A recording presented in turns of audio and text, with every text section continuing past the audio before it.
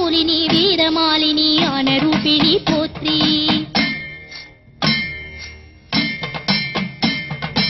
ஆடும் திருருத்ர நாட்டிய முகபாகம் கொண்ட நவகாளி போற்றி. வேப்பந்தழையாகி விரியும் முன்கோலம் வேத பிடியாளை போற்றி.